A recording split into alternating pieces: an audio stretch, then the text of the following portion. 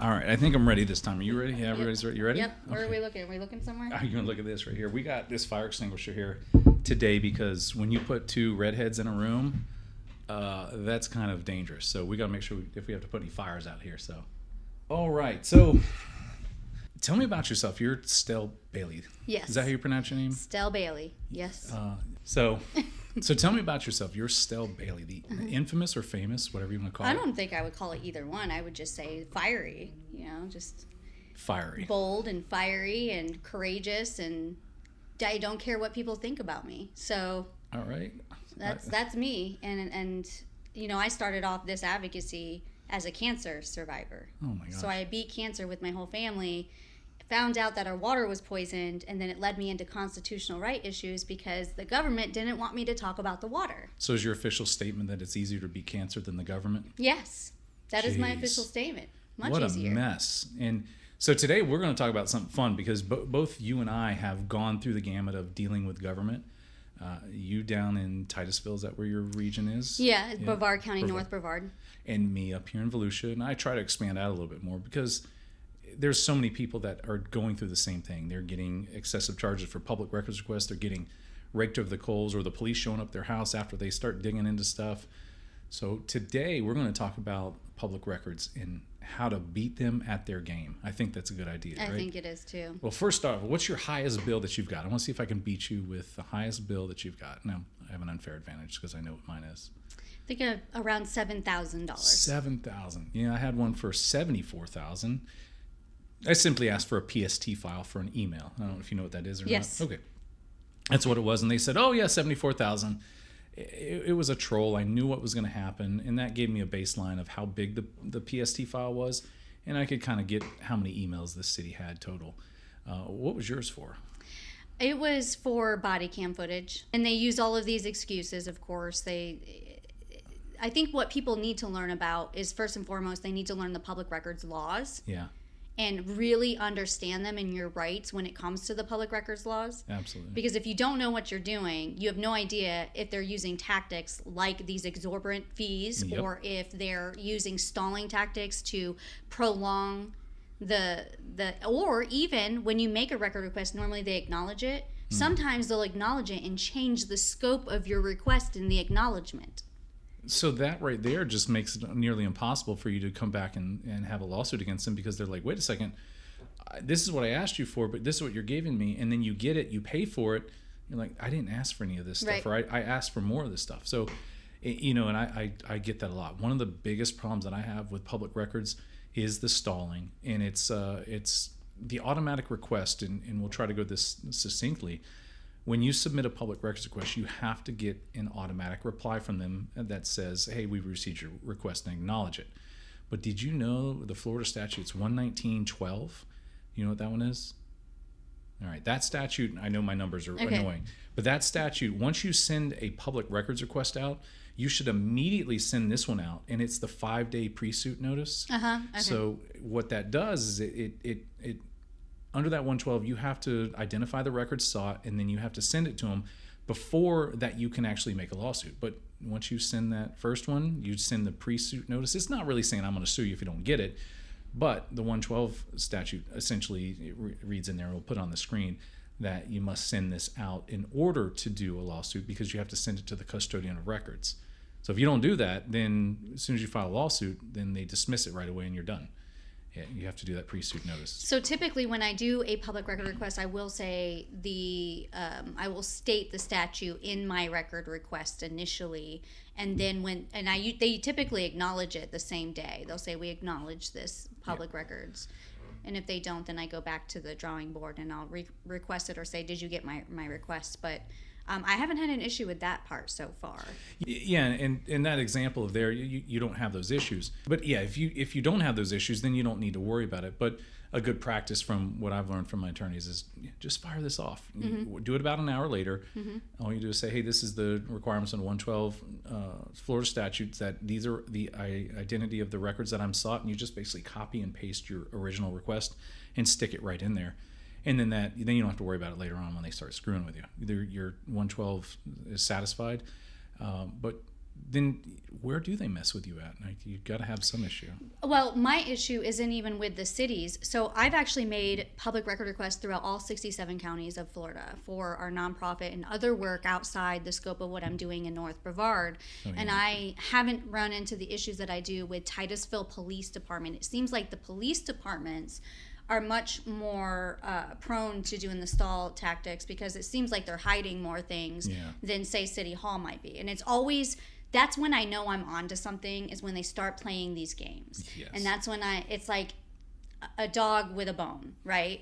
They do this tactic, and I'm like, okay, there's something there. If they're working this hard to not be transparent, to not give me the public records, then there's something there that they do not want me to see or publicize or write about. And that's it. And you combine with the stalling tactics, and then I can guarantee you I know what happens after. Those invoices come, and they are extremely high. It's like, why am I paying $275 for 45 minutes of body camera? So not only do you have the stalling tactics and then they send you the invoice, then I have to go back and forth with them for sometimes weeks I start asking them questions. What is this service fee? Why do I have 5 different service fees? Who's the lowest paid employee that's going to obtain these records for me? And so I go through all the motions, and then that further delays me obtaining the records that I'm seeking, and they know that. They're willing to rather put time and money into their employees to play these games than just obtain the records to begin with. Yeah, and exactly. So since we're on topic of body cameras, that's one of the ones where there's a plethora of information. You got radio traffic, you have driver's license photos, you have the numbers, there's a lot to redact in it. But I've seen sometimes when they're saying like 7 hours to redact like 2 hours of body camera, like they have to go over it 4 times. And then they add on another person that reviews it. They're putting all this on here. Have you found a way to get body cameras at a lower cost? No, not yet. There's 2 ways that I have, and 2 of the ways that I have is one, ask it from the public records for the state attorney's office. Sometimes they're better, and sometimes they're not. The other is sometimes even reaching out to the attorneys, which they generally won't give it out. But there are cases that are closed that they can and possibly release that. I've had a couple that spoke to me. They're like, hey, I have these here. My client wants you to do a story on it. Here you go. So that's been a way to do it. But the other way to do it is they steer away from this. And if you're looking for a specific time frame in these body cameras, you can ask for that body camera, that time frame. You have to know the length and duration and the time and date. But you can say, if they offer, a lot of times agencies will offer a free amount of time that they will give you public records. And you can say, I only want the first 15 minutes of it. And if they're like, oh yeah, well that's going to be an hour long to do it. And they say, okay, well then I just want the first 7 minutes of it, or whatever it is. You just narrow your scope for anything with public records, and you will beat them at their game for that. So that's one of the things that I do. Like the other day, I got a 22-second body camera video.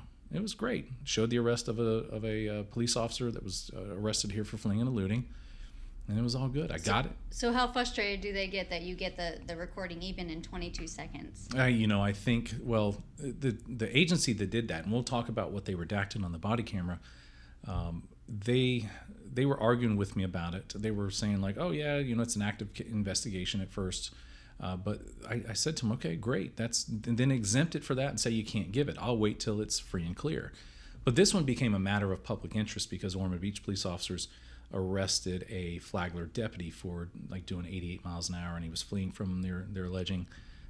But just the charges are already dropped after like 3 days. They're all done. So I now got the full body camera. But the first portion of the body camera, they redacted his face. And they cited the law enforcement photographs are not to be released. So that's the fight that I had to do this week. So when I do ask for these things, usually it's a tipster that gives it to me and says, hey, you need to ask for this body camera. So they're already on the edge saying like, how does he know about this? So they know. So when they do give those charges, I'll reduce it down to, hey, I just only want the portion where he states in the body camera that, hey, you are under arrest for this, this, and that. He puts the handcuffs on and transports him to the car.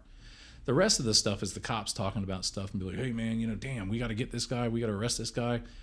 So there's a lot of like information that's not good. Or the first 15 seconds of first 30 seconds of the traffic stop, you get that. You get to see what's going on, and then you can evaluate if you want to gather more. it is a pain in the butt for records management on our side, but that's one of the ways to beat them at their own game, is just asking for a little bit less than you really need, and then coming back later and getting the rest of it with that free 30 minutes. That's interesting, because one of the things that they're doing with us with body cam footage regarding an officer-involved shooting is that they continue to use exemptions of this is under active investigation. And so this happened back in February in Titusville. Yeah. And they said it was under active investigation. Then the state attorney's office and FDLE, they wrapped up their investigation.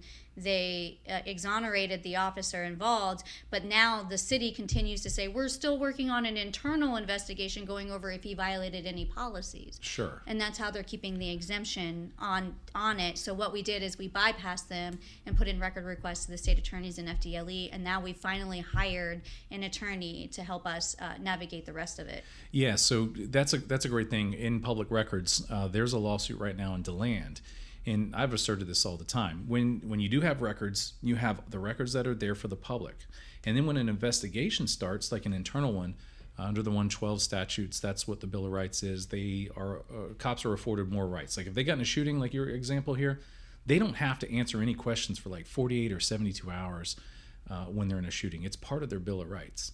When there's an investigation that's active like that, right? So the criminal investigation probe is done. They've exonerated him. They're not doing anything with it.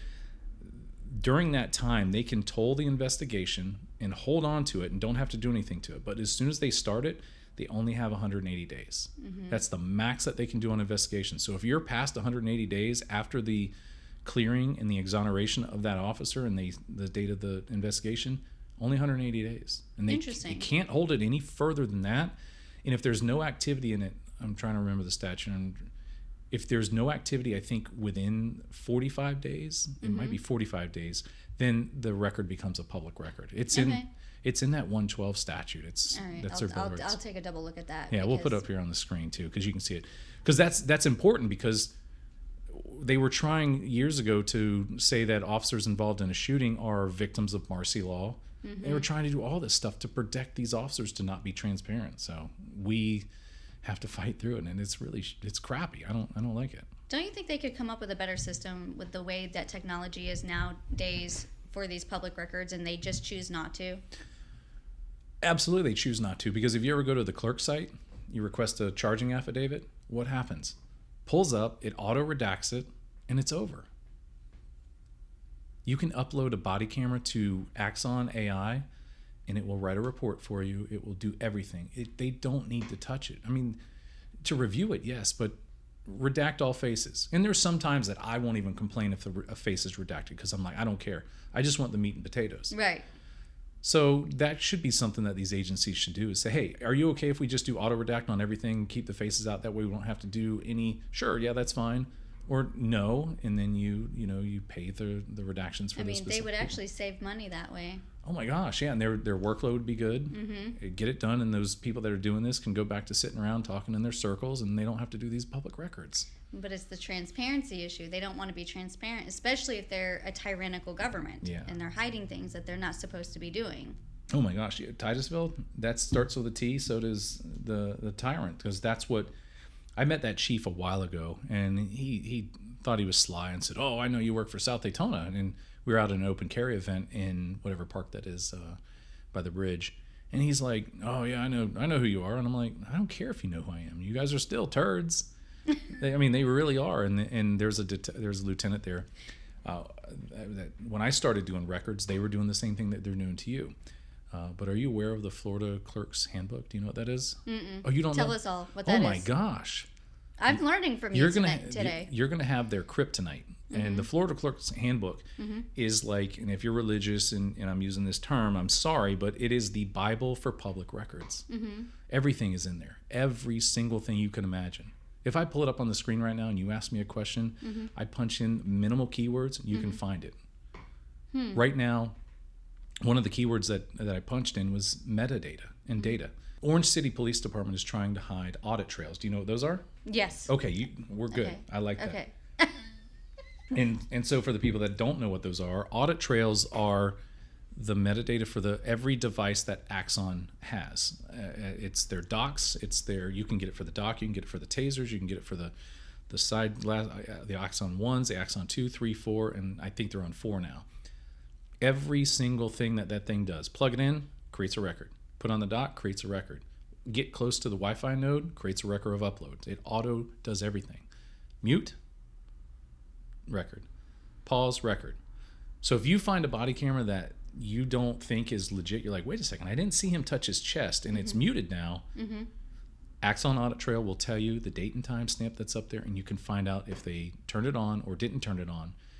And this Axon Audit Trail goes between devices to the case management. So they have evidence.com audit trail, which is the same thing, but shows who views it, shows who turns it on, off, deletes it, edits it, everything. So that is a very powerful thing. And Orange City is trying to stop me from getting that, saying that that's not a record. Really? Yeah. Interesting. Kaylee Burleson, that's the clerk there. She's trying. And is she trying because they're caught up in something that they're going to make you realize that they deleted something? Bingo. Muting. So that's why a lot of people will come at me and say they just delete their records, and I say there's ways to find out if they've done that. Yes. So the audit trail is very important. I know you know what it was, but for the viewers watching, in that clerk's handbook, I typed in the word data, and it says right in there, there's a court case, I can't remember what it is, but that all computer data is subject to public record. And there's an 84 case, AGO opinion, that says, yeah, you have to provide a copy of the disk, like the disk, and that's that. But going back to Ormond Beach, to tell you what I was telling, they're trying to blur out the face of the off-duty cop that was arrested. And I'm like, wait a second, what are you doing? Go to my clerk's handbook. Can't find much in there. Type in photographs, because what they cited to me for exempting the body camera is photos of law enforcement are exempt, right? You'd probably agree with me, right? That would be exempt them all day long. ID photos, department photos, but they spread them all over their Facebook page, so you can get them there. But this clerk in Flagler, it was Flagler that did it, Wendy. She says, yeah, we have to exempt it because video is a series of photographs. And I'm like, whoa, wait a second. I can't help but laugh. Okay, go ahead. Do you think that would be true? Video is not a series of photographs. Video is digital now. It's not like you took a picture and now you have a film strip and then spin it through. I see what they were trying to say, but we live in 2025 now. Come on. We do. And it says photo, right? And not photo. She pluralized it and said it's a series of photographs. And so I went back to her and I fired off this email here, which is basically telling her you're wrong and you're incorrect, because I think it's 900 statutes have a separate provision for body cameras. And it says in there, a body-worn camera definition is a device that's worn by law enforcement that records or that captures audio and video data.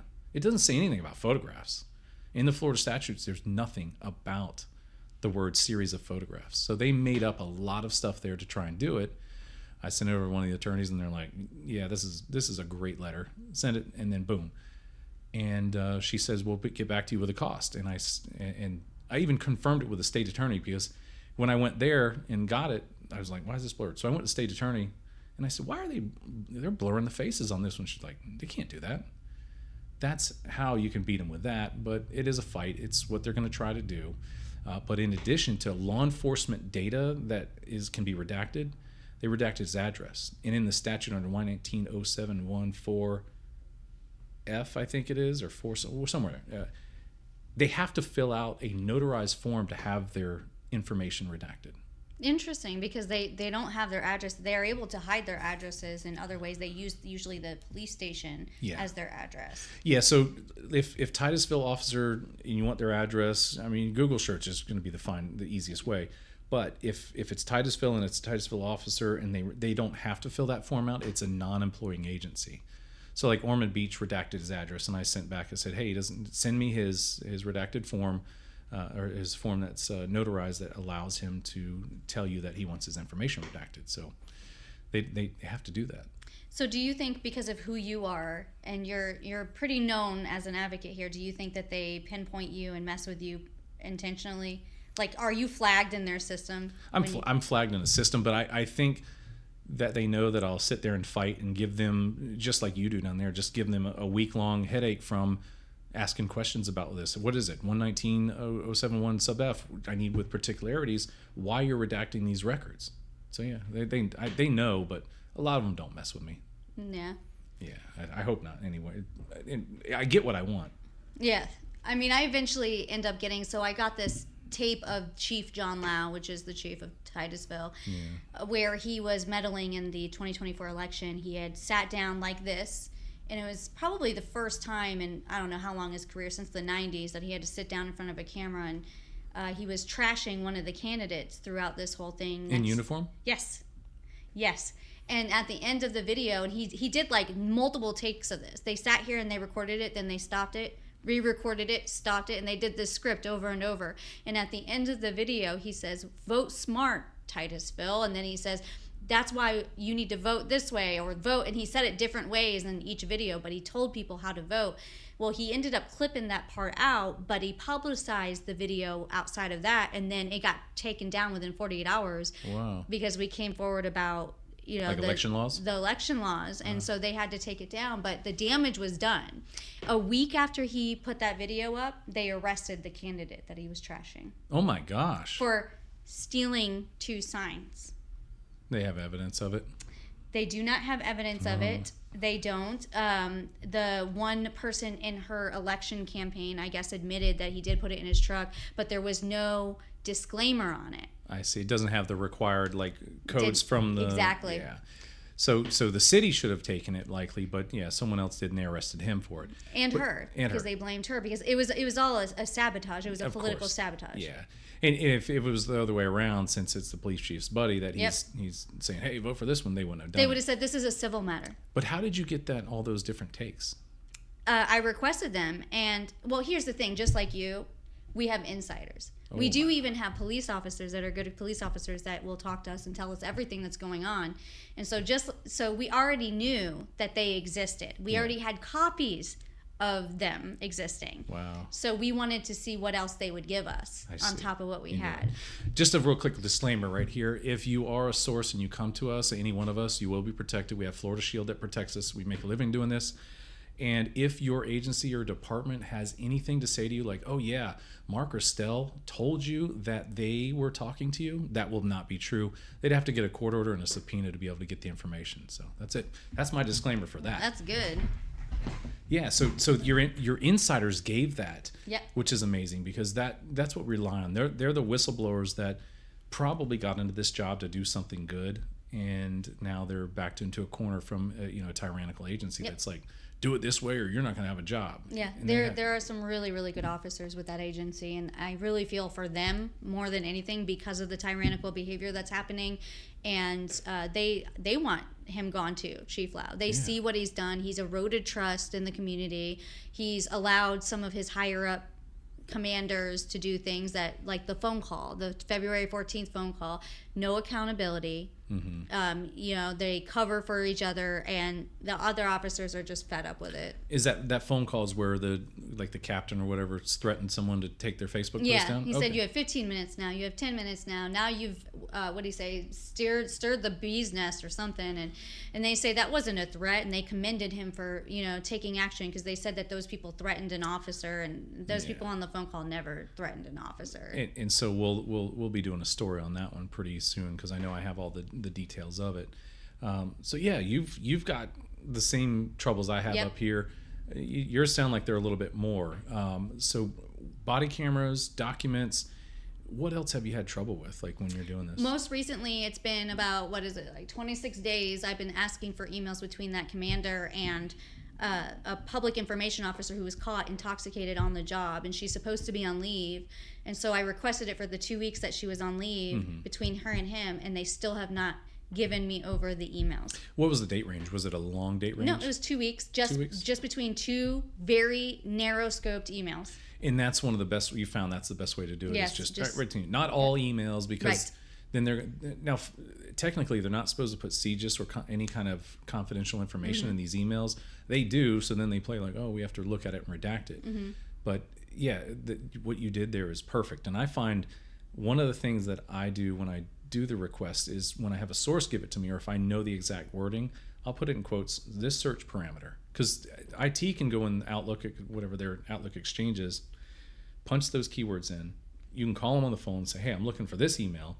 But every time that I've really had searching for something, I'll reach out on the phone and call the IT guy. And, it's off the record because they don't have to have recordings and they don't have to have an email. And just say, hey, what do I need to do to look through your emails to find out what parameters I need to search for? And he's like, just narrow the, don't type in police body-worn camera and have like 10 different phrases in there because that really screws it up. Use like 2 words and like it would be drunk or intoxicated. Any emails with the word intoxicated and they were outbound from the what's he say, the PIO or the public outbound from there. Anything about intoxication or anything about investigation or anything about notice, like I don't think they'd be a cop, but your 112 notice. Yeah, the narrower you get those emails, the better it is because they'll just say, oh wow, it's so a burden that we have to charge you an IT fee, and then here is $2,000 for a month worth of emails. I've got a $2,000 bill for emails. So. No, these ones, and I already sent them a notice saying you guys are way past the time that you're supposed to be giving me. Yep. This is supposed to be a 2-day done, and it should be so easy. Get it off your plate.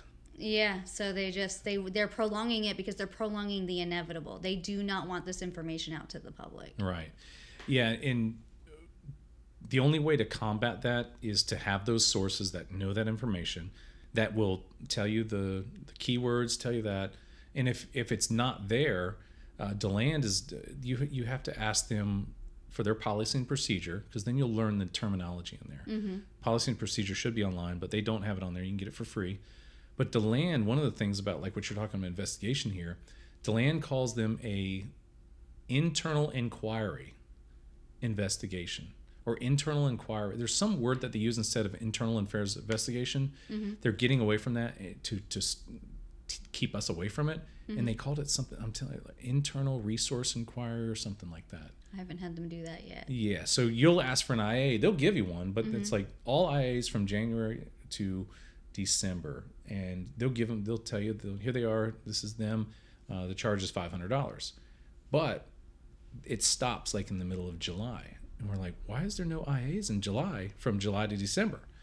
That's because they changed the name of them. So interesting. And they make you specify what the words are for them. And like I say, you got to balance between super narrow and super broad. So it's really pathetic how far they're willing to go to not be transparent.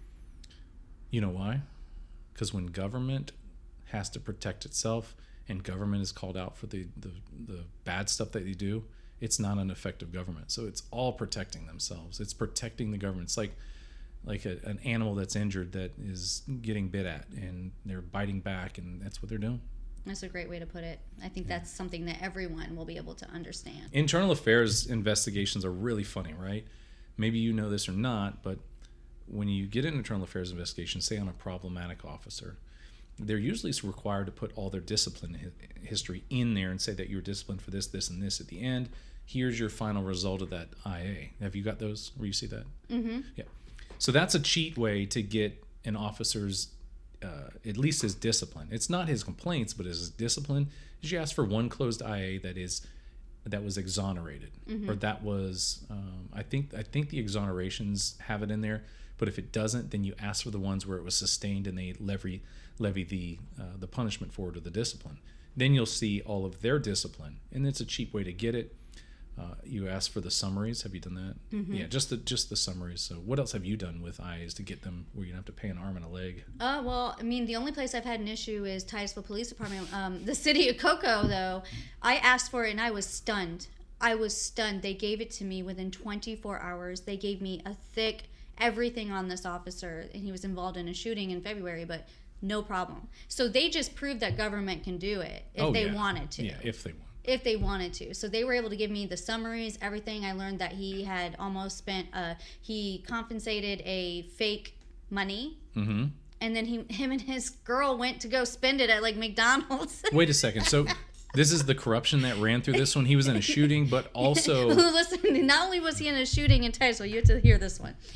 before he came to Titusville, Titusville apparently takes all the bad officers from other places because he worked in the city of Cocoa. Yeah. And he actually was involved in a shooting there where somebody called 911 and they saw him pull up in his patrol car and they were running towards him and he shot them through his windshield. Oh, wait a second. I think I heard about this. Yes. It was a really bad shoot. Yeah. The victim called the police. The victim called the police. Yeah, you can't make this up. You can't make this up. That is, what do we call that? I mean, it's like, you're afraid of your own shadow? Yeah. And then Titusville hires him, and then they wonder why people are so suspicious about this February shooting. He like shot this poor kid 10 times. I don't know how many times. Did the kid die? Oh yeah. Oh my god. On the scene, he died. He had his last words, and for me, the frustrating part is for the mother, the way they've treated her throughout the entirety of this case. Cocoa did. Titusville. So he came from Cocoa to Titusville. Wait a second. All right, so.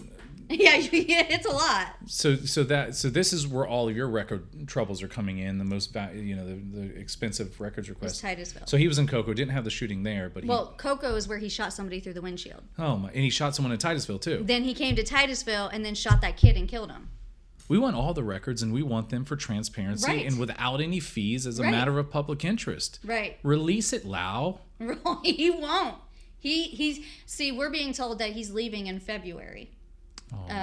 His contract's up in February. It'd be such a sad day when that guy gets out of sad. there. So someone murdered someone. Yeah. And of course they say, he was a criminal, he deserved to die. That's their go-to. Got off of it. Now that you're trying to get these records, these shootings, they're hiding everything. Yep. So on that one, yeah, I mean, FDLE, you said you got the records from them, though. You're getting them. So we are working, and we also hire an attorney now for the public records. So it's a work in progress now. Nice. We decided, you know what, we're going to get legal involved because it's very apparent to me that Chief Lau does not want to release any records. And it's not just that. I mean, I'm being told by insiders he's calling me the devil. He definitely says derogatory things towards my red hair, behind the scenes. Yeah. I don't think he has any hair, does he? No. The man's falling asleep in city council meetings. I mean, it's about time to go, Lau. Yeah. So with these records, we got body cameras, IAs, and reports, and what other dash cam?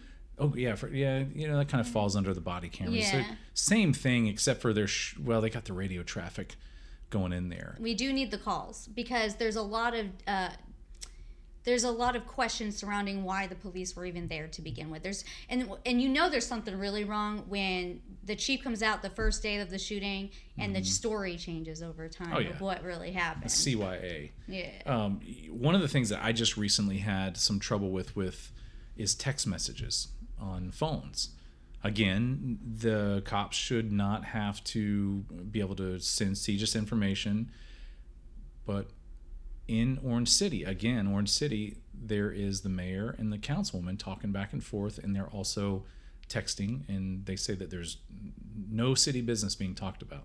And I'm like, well, then why are y'all talking? Are they on their personal phone or their work phone? Well, they have work phones. Okay. And they do this on their personal phone. Mm-hmm. That's how they try to get around it. Yeah, and I think, and a lot of attorneys will probably say no, but I think sunshine violations occur when two council members talk at all. Mm-hmm. I think it should be, because you can't prove what they talked. You can't get a warrant for phone calls because they don't record the phone calls. And so what the city was doing was trying to hide this by using the cell phones that are issued. And then we got wind. Her husband testified at the public council. I'm calling it testifying at the public speaking that I've heard things that my wife I shouldn't have. There's a law for it. And the mayor was saying, we're going to clean house. A sunshine violation, I would think. And so then I went to her house, knocked on the door, and asked her, I said, hey, I'm here. I'm going to talk to you about your phone stuff.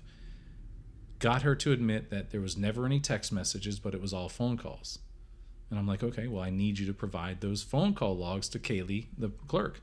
She provided a month of them and then blurred out everything but 2 phone calls in the beginning. And then the text messages show up because she said there was no text messages. So now I'm expanding more into this, involving like the state attorney, involving the police department, and trying to get her to come forward and release all of her phone records, but they're her personal ones, and the clerk is saying, I can't force her to release those, which is not the case. The clerk should say, I'm demanding you give me these. If there is information in here, I will be the one to redact it. I will be the one to go through it, and I have to make the decision if they're public record or not. Not you, because she's the one that's a clerk. Mm-hmm. And she's like, I'm not giving anything else.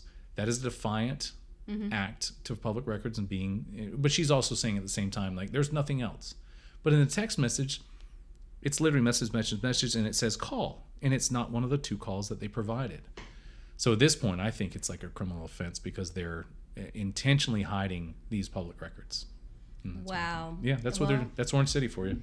That's crazy. I mean, it never ceases to amaze me what lengths they'll go through. I do know for certain what they'll do too is they'll use their spouse's numbers, or they'll get a burner phone, or they'll use a family member, even their kids' phones, to make phone calls to each other and have conversations. Yeah, Google Voice is one of them. That's what they're doing on Google Voice there.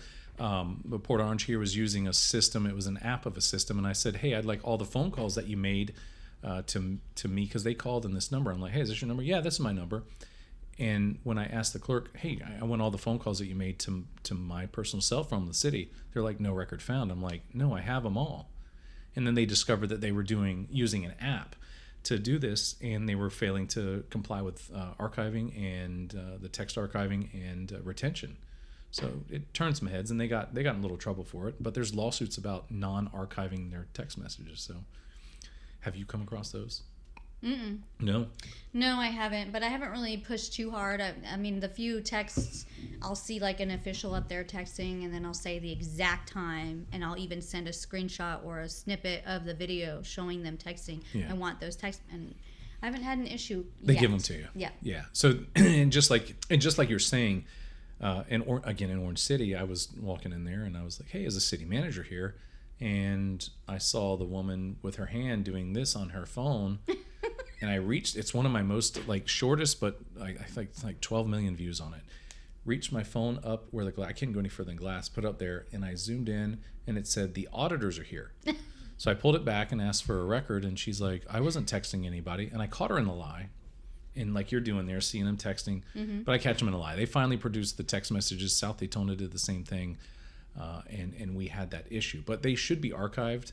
Now, if they were archived and she deleted that message and the other phone had it, it wasn't a violation of public records. So that's what happened in South Daytona. I caught her texting, and hey, come see me. JMA's here. And I said, hey, can I have that text? And she's like, I was texting my husband about dinner tonight. And I said, it's not a record. And I was like, hold on, let me show you what this says. And I showed her the screen, because these phones zoom in so good. Mm-hmm. You have to literally collect your evidence and treat every public records request almost like you're in a depot. Like, hey, who are you? What's your name? What's your position here? And then start asking your public records requests, because they're going to lie to you somehow, and you want to know who lies. So what do you have for, what other public records have you come across that are a pain in the ass? I don't know. See, the whole reason why I even got involved in public records with Titusville is because I asked for one simple request on water quality. I said, I want your latest PFAS test results. It was so simple, so straightforward. It was one very simple thing, and the water director at the time wanted to charge me some ridiculous price for like $80 for this one test result. And I thought, what are you guys hiding that you're trying to charge me this? You can't find it right away. I mean, PFAS is a big deal, and we'll come to find out PFAS was being found throughout the drinking water in Titus. Is that like phosphates and things like that? No, it's also known as a forever chemical, to keep it simple, and it's an emerging contaminant. Oh, okay. I was able to get the first ever drinking water standards for it on a federal level. Oh, wow, I did hear about that. Mm-hmm. And it's a chemical that doesn't break down, so when you drink it, it stays in your body for nearly 8 years before it even breaks down. I have it at some of the highest levels in the United States in my blood. Wow. Is this something like Flint had? Flint had lead, but that stays in your body. But too. it's a similar situation. You don't think it's happening in your own backyard, but we're tainting all of our water supplies. And so my blood testing proved that it was in my blood, and then my whole family got cancer in the same year, which is not normal, right? Like, my brother is 21 years old. Redhead too, by the way. All right. Yes. He got cancer. Our family dog, my uncle, my father, and myself, all in the same year. And so that's what started me on this journey was that. But with Titusville, they really got on my radar when I started making public record requests I was doing projects for our nonprofit, trying to figure out water quality across the state. Yeah. And I put in that, and I wanted to get all the PFAS testing of what cities have already done to see where we would want to go in and maybe look a little further and help residents learn about their water. And with the way they pushed back, people with our type of personality, when we get pushback, it doesn't push us away. It actually makes us lean in more and want to learn more. Absolutely. Because we're like, if they're doing this, there's a reason. And so I'm never deterred by the intimidation. Yes, that's good. It actually makes me want to go harder. Yep. And so that was, Titusville was one of the only counties or cities that fought back on that? Yeah, they were the only ones that acted super sketchy. So I was like, something's not right here. Why are they acting sketchy about this water test? And it could have been just something as simple as incompetence, because with records, sometimes it really is they don't have enough training. Some of these clerks just simply don't have enough training. Yeah. They probably don't know the records laws like we do, and they should. It's almost like when somebody takes an oath, they don't even know what they're swearing to, you know? Yeah, and how did you end up getting the records from Titusville? Did you have to pay for it, or did you? Nope, I said, you know what, screw this. And I went and, out of my own pocket, did certified independent testing of their public water fountains. Was it cheaper than the records? No. Okay. It was worth it to prove a point. Correct, yeah. I see what you mean. So it was so worth it, because it came back and... eventually, years down the road, they admitted to it and they signed on to a class action lawsuit. Oh, that's good. So that was the turning point for them. That's why they didn't want to get it, because they would have had to pay money. Yeah, I mean, but they ended up signing on to that class action helped them, because it covered testing of their wells and figuring it out. But we still have a major issue in MIMS. We just got test results back from countywide testing, and they have it in their wells. So anybody who's on well in MIMS, Florida, needs to be careful. Very careful. Yeah. That's probably why a lot of people are sick up there. Just something you mentioned, the mother up there in Titusville, the child, her son that was murdered. Yeah. She still has not seen any video from body cams or she dash wants cams that isn't edited. Right. He heavily edited The video that they released to the media. They edited it. So we'll talk. You want to talk about redactions then on edits? What did you know what they said for the redactions? What they were for? They never said anything about redactions. It looked like they took a couple different angles of video and kind of spliced them together. Yeah. They zoomed in at one point in time and said that the young man had a gun. I watched the same video. I watched it 150 million times. And you've asked for the originals? And what I see they won't give us the originals. Black rectangle. I do not see a gun. I see a black rectangle. Were they edited? And they're yeah. And not just edited. Wait till you hear this. Oh, it's heavily They took edited. other incidences that weren't from that night and spliced them into the video to create this long narrative story. This is why we needed to shoot them, kind of thing. Mm-hmm. Yeah. Oh my I mean, gosh. that was wild. So nobody, including the media, has seen an unedited. Does the state attorney have it? It's even narrated. Mm-hmm. He narrated it. He narrated it. He put his voice over it. John Loudon? Yeah. Fuck that guy, for real. He literally, and that's the only thing. This boy has been gone for almost a year now, and this poor mother still has not had. She just anything. wants all the unredacted. All she wants to know is what happened. Yeah. That's it. And there were multiple cars, multiple officers, and she still has not seen anything that is real. I mean, we're at this point, like, they're literally just questioning everything on Does she have an videos. attorney for the family at all? She does now. She Yeah. got a public records attorney. Yeah.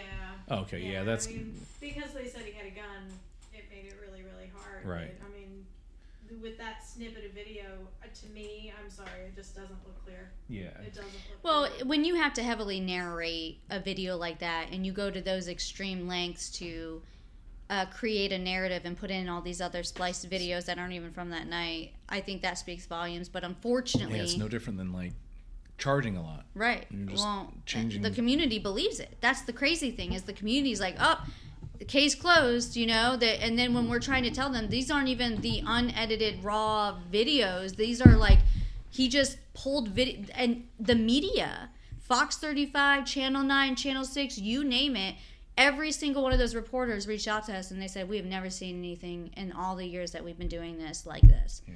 Where it's That's been a cover-up. spliced. It's a cover-up. 100% cover-up. Oh, yeah.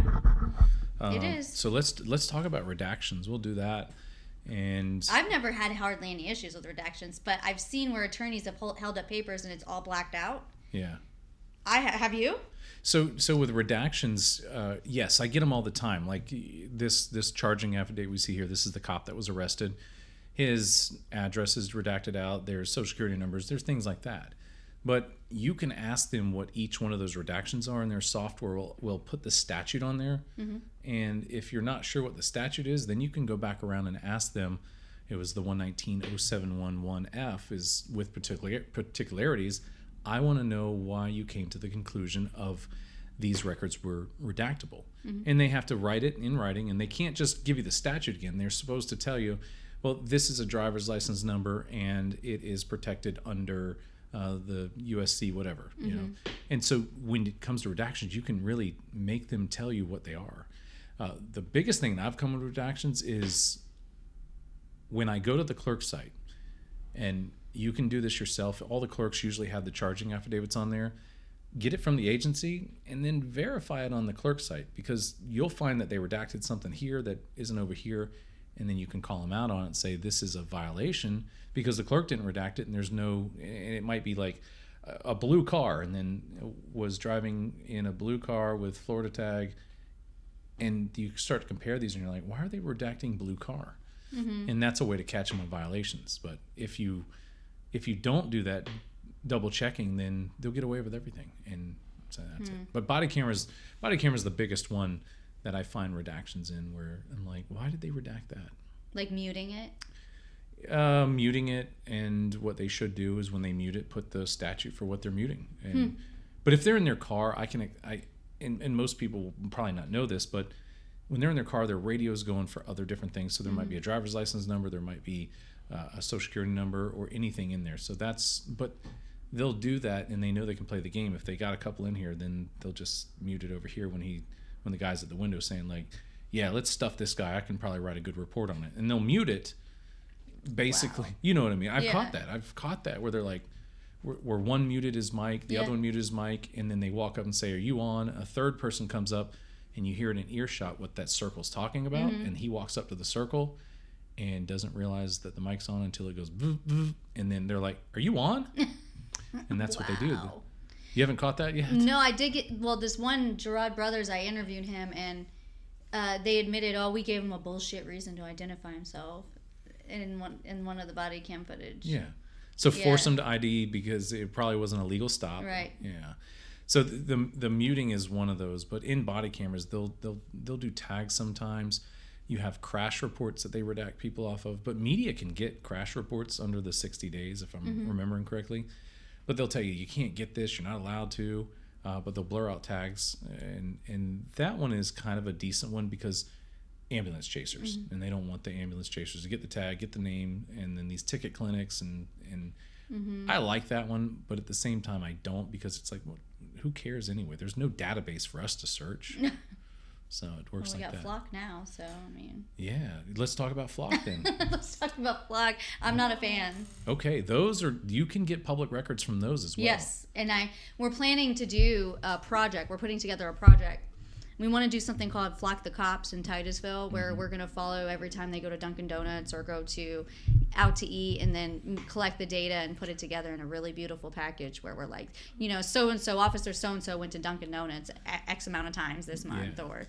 So have you got Flock data before? Not yet. Okay. They just installed them. Really? Yes. Jeez. They just approved it, and they just installed them. And we got this woman over here who flips them off every time that she drives by it. I'm like, but I'm hearing on the news one day. But the guy that spearheaded the Flock effort in Titusville is the same guy that called the citizens and threatened them in the middle of the night. Yeah. Same guy. He's the one that spearheaded the Flock. So he wants to just track you and know everywhere you are. Oh, yeah. I mean, listen, I've got somebody violating the David database. Oh, good. It's a crime. It's a felony. It is. So I'm working on that. I'm probably filing a case here soon. Searched you? Uh-huh. Okay, we'll talk about that in a little bit too. 19 times in one day. Man, that's obsessive. Yeah, why do you think? What do you think the reason is for that? And I can prove without a doubt that he didn't look me up the way he said he did. I can't say how. I don't want to speculate on anything on that, but when it's a male searching a female, he's trying to find out who you are, what you are, and how he can get close to you. Am I right? Maybe. Yeah, you're right. I'm saying I think that's what was going on. So, talking about Flock, let's get into that, because in the statute, flock, you can only get your information, right? Do you know that? Just my information when I request it? Only yours. You have to provide your driver's license, your registration, and they will only give you your data. You're talking about David? No, flock. Same with flock, huh? Yep. Interesting. Yeah, so you can, with David, you might be able to get something, but the Florida statute says in there that that specifically only the person who is requesting can get their information. So you can't get hers, you can't get mine. I don't know if you can get the law enforcement's or not, but are you trying that? Yeah, I'm gonna. Oh my gosh. I'll let you know. The tag numbers, because it specifically says in there any personal identifying information. You can't get the photos and all that. And so what that raises a question with is we, you and I and everybody else, you over there, need to tell people to check their flocks every so often. It's a public record. Check their David so often, and get those and find out if they're searching you, if they're checking you. But I've learned with flock that they can punch in a partial tag number if they know it, and it won't query into a enter processing the search and then create a metadata. So it'll start pulling all these tags up like partial searches, and I don't know if it's fully true, but that's what I was heard. So Have you looked up yours? No, I mean I drive by them all the time. I do my David at least once a year. Yeah, that's why I haven't done mine, because I don't fall under the same stalking as women do. Like the attorney I work with, Michelle, I told her to do hers because it's just like weather reporters. It's the attractive weather reporters. They're going to look you up. Well, and that's the thing that's why I don't like this flock situation. And everybody's like, well, it's there for your safety. I'm like, well, David's there to just look up your tag when they're pulling you over, right? Why do you need your driver's license then? I don't know. All I know is that they've already abused that system, so there's no doubt in my mind that certain officers who have been displaying misconduct in Titusville are going to be doing the same thing with flock, abusing the system. So Edgewater, they did the same thing. A cop named Checksfield down there searched 5 different times that he searched because someone, I guess it was like an ex-wife or ex-girlfriend or something like that. They found out he was doing it, but he was searching other people as too, like a husband or like 3 or 4 or 5 people. And they didn't do an investigation. They didn't check anything. But the big part about it is you can request your searches and find out who did it and get it. Everybody needs to do it.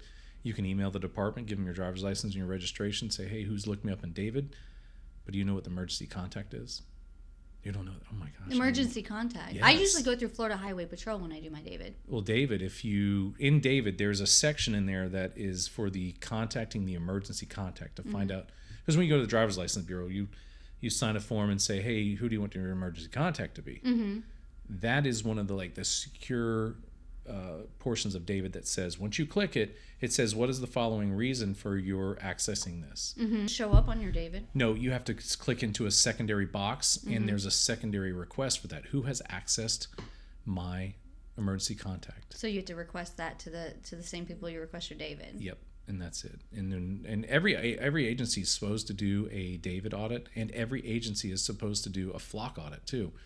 They're supposed to audit these things. I have they're not doing a good enough job. Have you got their contract? Get their contract for it, because it might not even be the agency here that is footing it. It might be Pensacola. Pensacola gives the authorization to multiple agencies, and I got that too. But the great thing about it is you can get those records. You can email whatever it is at dhsmv.org or whatever their email is. I'll put it up on the screen. And ask them for the David stuff. You will need to provide your driver's license, your identity, so that they know. And once you do that, if you have no law enforcement contact, you have to file a complaint and demand criminal charges, because it is a crime to unlawfully search you. But have you done any lawsuits with them? Not yet. All right, I've done pre-suit notices saying I'm going to sue you if you don't, because they're being so obnoxious and ridiculous about the public records. It's so let's beyond reasonable. So what we can talk about after all of this, we got all these public records, these little tips and tricks like it mitigating all the length of these things, bringing it down to something reasonable, and they still do it. What's our next recourse after that when they don't give you? I certify mail them a 5-day pre-suit notice. So that's the next.